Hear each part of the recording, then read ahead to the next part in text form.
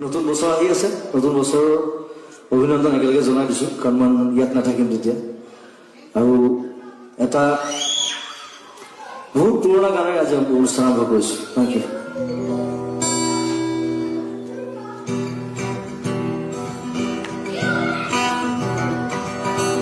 ব্ৰহ্মাদি